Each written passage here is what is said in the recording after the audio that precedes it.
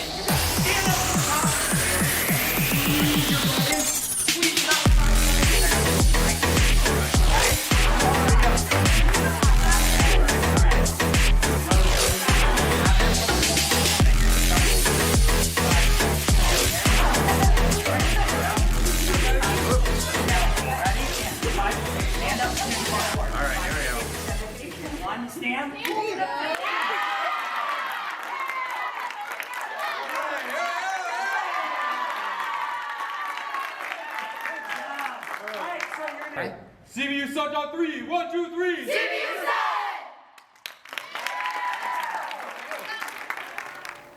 Well now, let's talk about Arbor Day. Arbor Day at CBU is a chance for the community of the university to get involved on campus by simply planting trees. Marquise Brown has more information on how the university gets involved for this event. Hello Lancers, this is CBU TV and I am Marquise Brown.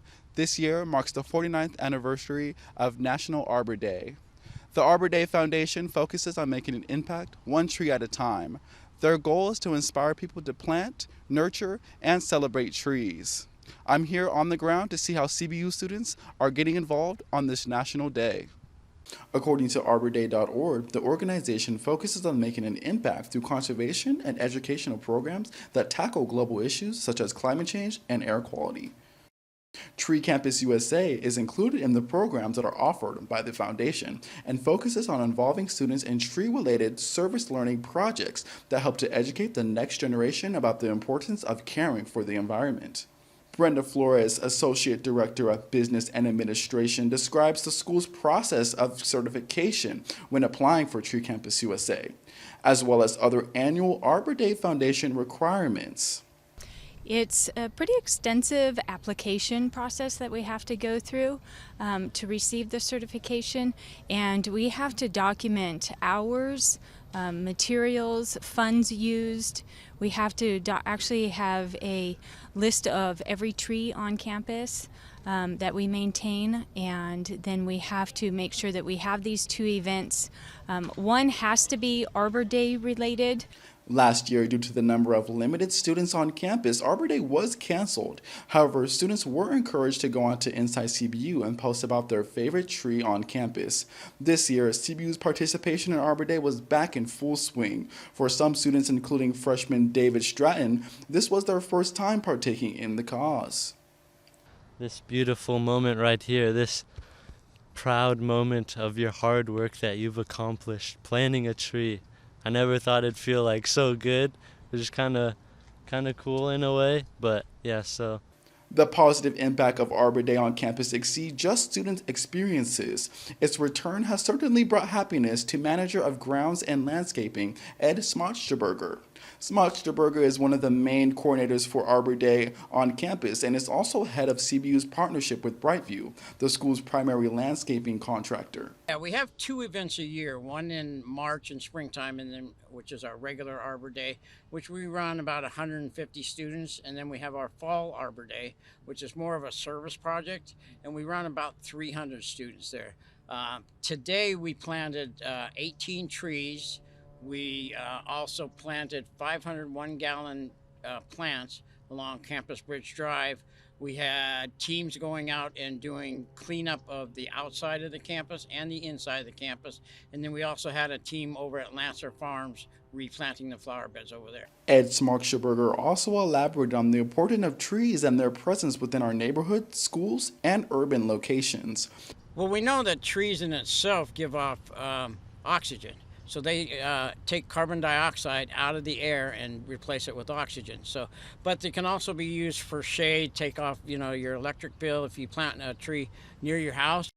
Trees play a vital role to the existence of all living things on Earth, which is why the efforts of the Arbor Day Foundation are recognized worldwide. So let's plant, nurture, and celebrate trees.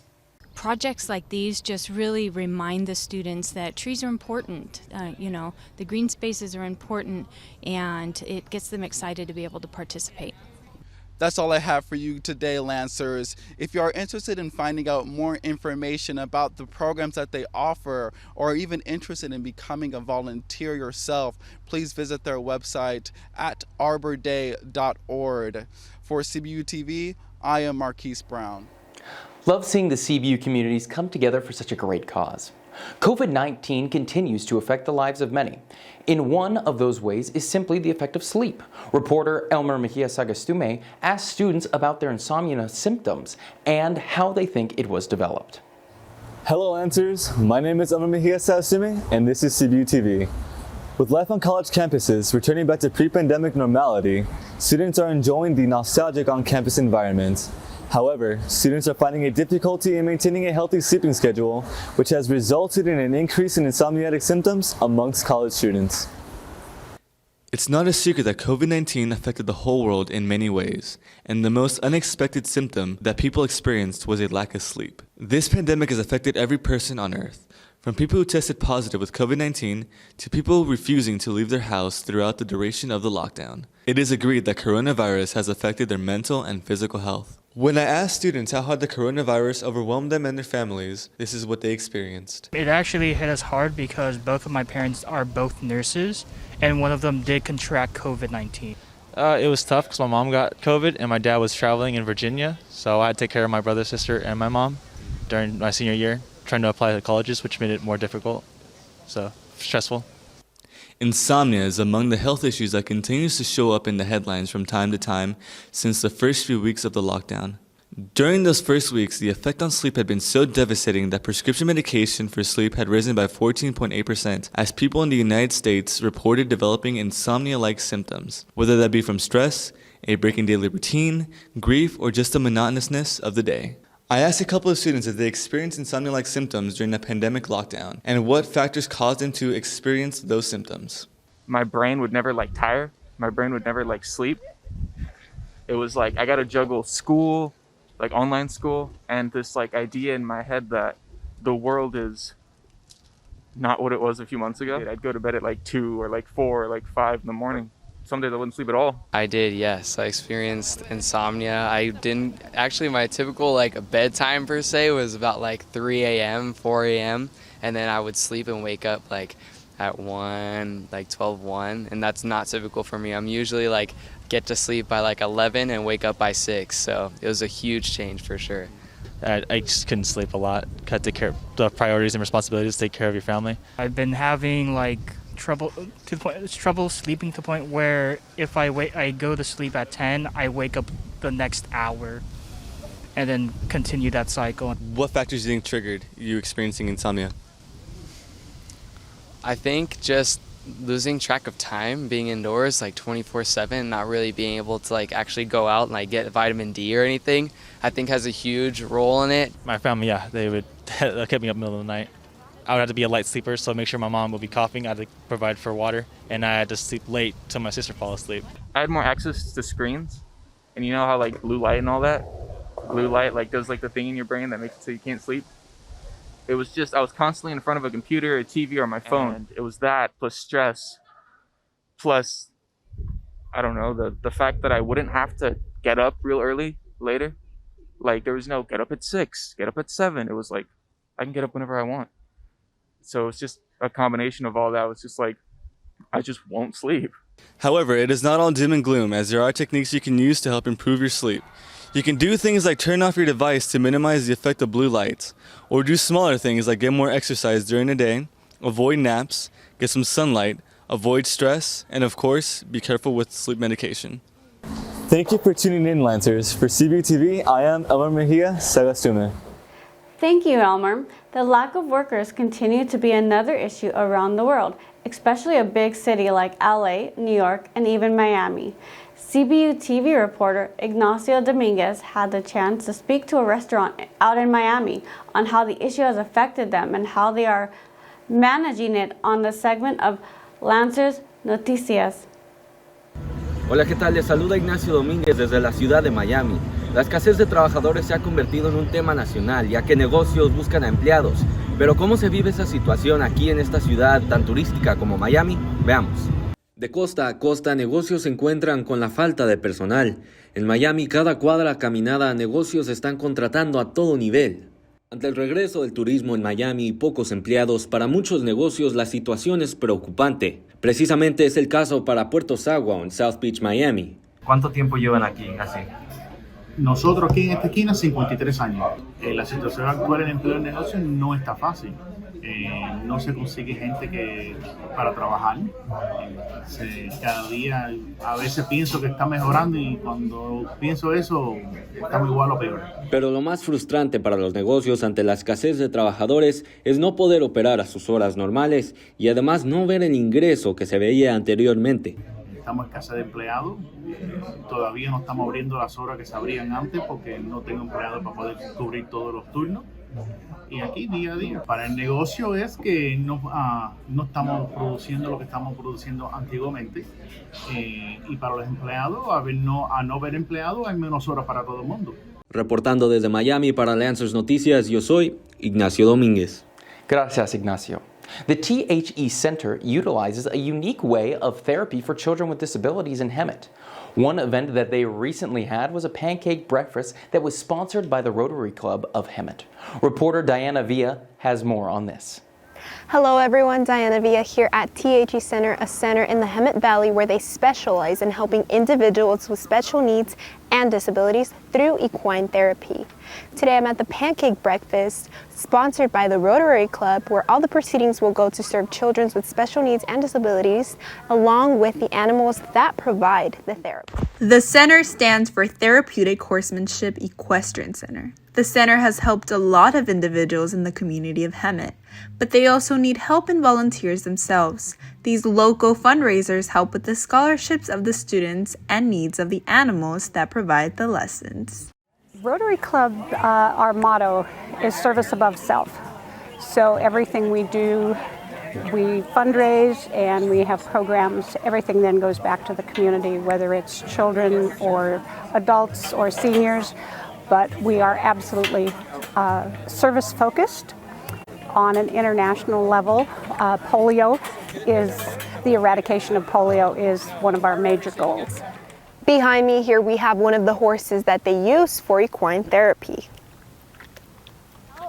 We evaluate each child, and then we measure them, and then we place them with a horse that is their size and high enough, and measure with their back and everything, and then they take lessons. They learn how to learn skills, social skills, commands. They learn how to rein in a horse and how to lead the horse, and all that improves their muscular strength. Offered a pancake breakfast from the Rotary Club of Hemet, and so I think so far we've had about 130 people come, and all the proceeds go to the center. So the tickets were $10 each, and everything comes to us, and it's been really successful. So we're really grateful for the Rotary. That's so awesome. We always need volunteers. When we have lessons, we need 2 people most times to walk beside each horse, beside each student, just to make sure they don't slip off. Well, that's all I have for you guys today. Thank you for tuning in. For CBU TV, I'm Diana Villa. Thank you, Diana. Next on our show, we have what's going on in the world. To start off, the 2-day festival of Astroworld, hosted by Travis Scott, has left 10 people dead after a crowd surge just on the first day. Many who attended the concert uploaded videos of the many incidents that had taken place. Houston officials now call for an internal review on this tragedy. A judge in LA ruled in favor of Britney Spears to remove the conservatorship that controlled her life and money for the past 14 years. President Biden on Monday evening signed the infrastructure bill. The $1 trillion bill promises cash for roads, bridges, ports, and much more. As Thanksgiving approaches, you might have to pay more for a turkey than in years past, as turkey prices are up 20% from last year. And that's all we have for what's going on in the world. Well, to wrap up the show, and with Thanksgiving being around the corner, reporter Brett Rosen asked the CBU community what their favorite family tradition is and why. Let's check it out. Hey Lancers, my name is Brett Rosen for CBU TV, and today I had the pleasure of asking some students with Thanksgiving break coming up what their favorite Thanksgiving tradition is and why. So let's see what they answered. Well, my favorite Thanksgiving tradition is going snowboarding because every year during Thanksgiving break we make a trip up to Mammoth and I get to spend time with my family and go boarding on the mountain. I love just playing with my nieces and nephews, playing with the kids in my family after eating dinner and watching a movie or something like that. It's good to sit there and have a good conversation over some good food. It's just all good vibes. Just spending time with family, just because I've had a lot of family members pass away, so just spending time with the ones that are still here is a favorite thing for me to do. So my favorite Thanksgiving tradition is just like being around my family and just getting together. My favorite Thanksgiving tradition is every year after our Thanksgiving dinner, we all sit around the table as a family and go through one by one what our favorite or what we are most thankful for that year. And it's really cool because we get to see what each other is going through and what we are really thanking God for that year. Well, Lancers, that is all I have for you today. My name is Brett Rosen for CBTV, signing off. Before we wrap up here, don't forget that the theater department invites you to be their guest for their showing of Beauty and the Beast. Opening weekend is November 19th through the 20th at the Wallace Theater. And they will also have another showing December 2nd through the 4th. Well, that is all we have for you today. Make sure to subscribe to our YouTube page and follow us on Instagram. For CBU TV, I'm Melissa Azevedo. And I'm Wyatt Mitchison. Happy Thanksgiving, Lancers, and we'll see you next time.